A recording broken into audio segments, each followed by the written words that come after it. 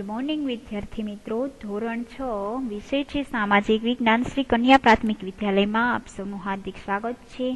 વિદ્યાર્થી મિત્રો, આપણે ભૂપૃષ્ઠ ભારતમાં જોયું ભૂપૃષ્ઠ, વનસ્પતિઓ, વનસ્પતિના પ્રકારો તથા એમાં જોયું આપણે કે કાંટાળી વનસ્પતિઓ, ઉચ્ચ પ્રદેશની ખરાઓ જંગલોની વનસ્પતિઓ.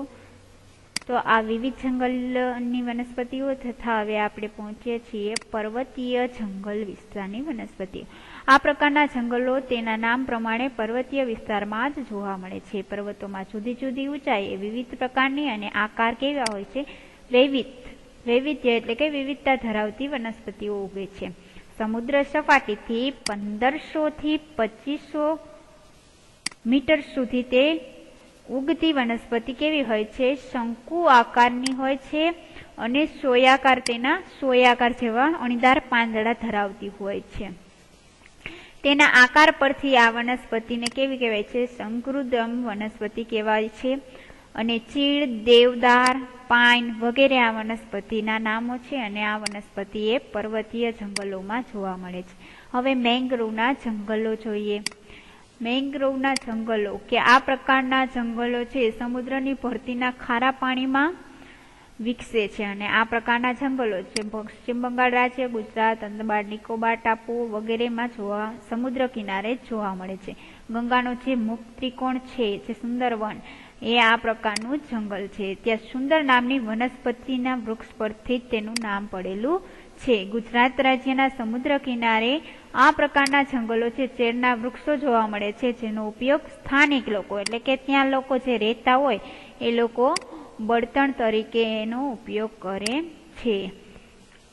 હવે જંગલોનું મહત્વ જોઈએ કે જંગલો એ આપણી શું છે, ઘણી જરૂરિયાતો પૂરી પાડે છે અને તેનાથી થનારા મુખ્ય ફાયદા છે આપણે કોષ્ટકની મદદથી હવે જાણીએ કે જંગલોના મુખ્ય ફાયદા. પર્યાવરણીય ફાયદા કે વાતાવરણ શુદ્ધ રાખે છે, વરસાદ લાવે છે, ધોવાણ જે થાય, પાણી આવે પાણી અતિવૃષ્ટિ થાય તો પાણીને પ્રવાહને લીધે છે જમીનનું ધોવાણ થાય તો એ જમીનનું ધોવાણ પણ વૃક્ષો અટકાવે છે અને વન્યજીવોને કુદરતી આવાસ આપે છે તથા ભૂમિગત એટલે કે ભૂમિમાં રહેલું જે પાણી છે, જળ સંરક્ષણ, એનું પાણીનું રક્ષણ કરે છે. ત્યારબાદ આર્થિક ફાયદા કે આપણે આર્થિક રીતે કઈ રીતે ઉપયોગી વનસ્પતિ છે, તો બળતણ અને ઇમારતી લાકડું આપે છે, કોઈ પણ બાંધકામ કરવું હોય. ઔષધિઓ આપે છે, ઘણી ઉદ્યોગો માટે પણ કાચો માલ પૂરો પાડે છે. ઘાસચારો તથા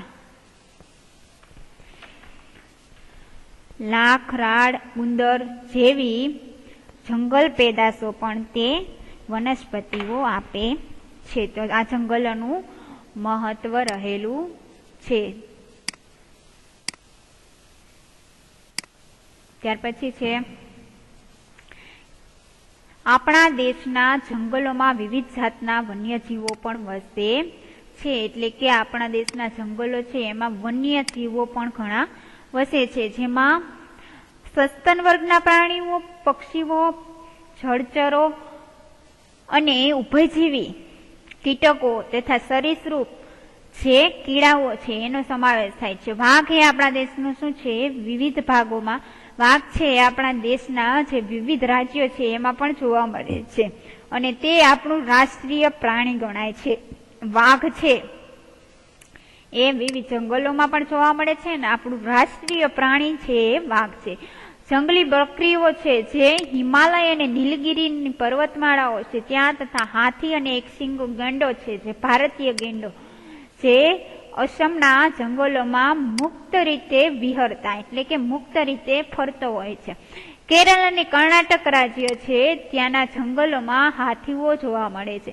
કચ્છ અને સુરેન્દ્રનગરના પાટણના જે સૂકા ક્ષેત્રો છે ત્યાં ઘુડખર જોવા મળે છે અને એશિયાઈ સિંહો છે તે સમગ્ર વિશ્વમાં માત્ર ક્યાં જોવા મળે છે, ગીરના જંગલોમાં જોવા મળે છે. હવે જાણવા જેવું સિંહ છે કે સિંહ ભારતમાં માત્ર ગીરના જંગલોમાં જોવા મળતું પ્રાણી છે અને તે ગુજરાત રાજ્યનું કેવું છે, રાજ્ય પ્રાણી છે. સંરક્ષણના પ્રયાસોથી તેની સંખ્યામાં વધારો થયો છે, કે એનું રક્ષણ પહોંચાડવાથી આપણે સિંહની સંખ્યામાં વધારો કરી શકીએ છીએ. વન વિભાગ દ્વારા પ્રવાસીઓ માટે સિંહ દર્શનના કાર્યક્રમનું આયોજન પણ કરવામાં આવે છે, કે વન વિભાગના જે લોકો હોય છે એ પ્રવાસીઓ જે હોય છે એને પોતે સિંહના દર્શન એટલે કે સિંહને જોઈ શકે એ માટે થઈને એ આયોજન પણ કરે છે. હવે ભારતમાં પક્ષીની અનેક પ્રજાતિઓ એટલે કે પક્ષીની અનેક પ્રજાતિઓ અલગ અલગ પક્ષી જોવા મળે છે, જેમ કે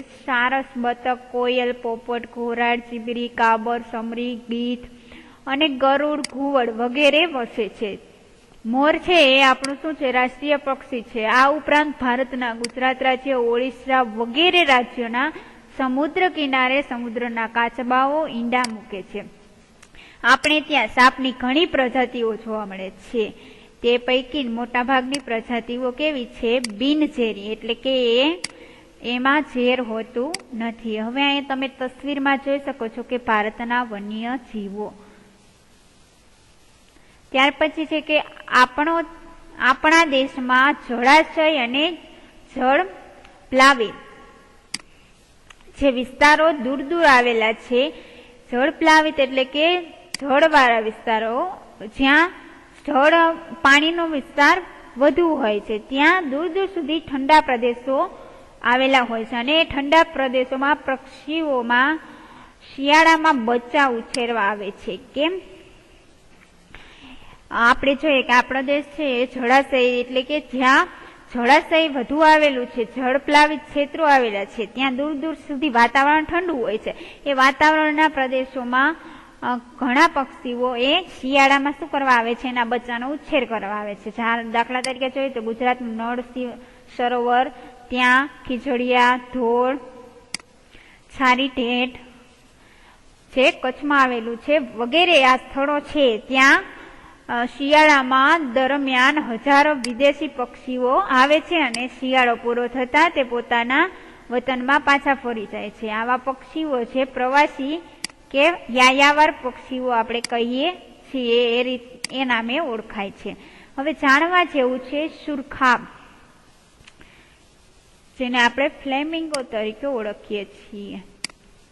સુરખાબ એ નળ સરોવર અને કચ્છના રણમાં તથા કાદવવાળા જે કે પાણીવાળા ક્ષેત્રો હોય છે, કાદવવાળા કે પાણીવાળા ક્ષેત્રો હોય છે ત્યાં જોવા મળે છે. તે લાંબા એના પગ હોય છે, સફેદ ગુલાબી છાંય વાળું એનું શરીર હોય છે અને ભારતમાં માત્ર કચ્છના રણમાં જ તે જોવા મળે છે અને માળો કરે છે. જમીન પર કીચડવાળા છારીય માટી હોય છે, એમાં નાનો ગોળ ટીંબો બનાવે છે અને તેના મથાળે એટલે કે ઉપર ખાડો કરે છે અને તેમાં શું કરે છે, મોટું એ ઈંડું મૂકે છે. ત્યારબાદ અભયારણ્યો અને રાષ્ટ્રીય ઉદ્યાનો અને એના જૈવ આરક્ષિત ક્ષેત્રો છે તે જોઈએ. અભયારણ્યો, રાષ્ટ્રીય ઉદ્યાનો ક્યાં ક્યાં આવેલા છે અને ક્ષેત્રો. વન્યજીવોના સંરક્ષણના હેતુથી એટલે કે વન્યજીવના રક્ષણ માટે એના હેતુથી કેટલાક વિસ્તારોને ખાસ કાયદાકીય જોગવાઈથી નીચે મુજબના વિસ્તારો કે ક્ષેત્રો જાહેર કરવામાં આવ્યા છે, જેની મુખ્ય વિગતોની માહિતી નીચે મુજબ છે. હવે રાજ્ય સરકારનું અભયારણ્ય છે જે રાજ્ય સરકાર દ્વારા કરવામાં આવેલ છે. રાષ્ટ્રીય ઉદ્યાન છે રાજ્ય અને કેન્દ્ર સરકારના સંકલનથી થાય છે અને જૈવ આરક્ષિત ક્ષેત્ર છે આંતરરાષ્ટ્રીય માપદંડો મુજબ એની રચના થાય છે. અન્ય વિગતો કે પાલતુ પશુઓને મંજૂરી બાદ જ ચરાવવાની છૂટ હોય છે. અભયારણ્યોમાં શું હોય છે કે પાલતુ પશુઓ જે આપણા ઘરના પાલતુ પ્રાણીઓ હોય છે એને મંજૂરી મળતી નથી, તો એની મંજૂરી મળે ત્યારબાદ જ આપણે છૂટ મળે છે અભયારણ્યમાં ચરાવવાની. અને રાષ્ટ્રીય ઉદ્યાનમાં પાલતુ પશુઓને ચરાવવા પર સંપૂર્ણ શું હોય છે, પ્રતિબંધ, કે રાષ્ટ્રીય ઉદ્યાનમાં તો સંપૂર્ણ પ્રતિબંધ જ હોય છે. જૈવ આરક્ષિત ક્ષેત્રો હોય છે ત્યાં તો તમામ બહારની માનવીય પ્રવૃત્તિઓ પર પ્રવૃત્તિ કરે એના ઉપર શું હોય છે, પ્રતિબંધ હોય છે. ઉદાહરણ તરીકે આપણે જોઈએ કે અભયારણ્ય છે તો બાલારામ અભયારણ્ય, નળ સરોવર પક્ષી અભયારણ્ય છે. રાષ્ટ્રીય ઉદ્યાનમાં ગીર રાષ્ટ્રીય ઉદ્યાન, અને વેળાવદરનું રાષ્ટ્રીય ઉદ્યાન અને જૈવ આરક્ષિત ક્ષેત્રોમાં કચ્છનું રણ જે આંશિક ક્ષેત્ર એનો છે ભાગ એ, અને નીલગિરીનું ક્ષેત્ર જે દક્ષિણ ભારતમાં આવેલું છે. આંશિક એટલે કે કચ્છનો રણનો થોડોક વિસ્તાર. જંગલો અને વન્ય જીવોની સુરક્ષા એ આપણા સૌની જવાબદારી છે.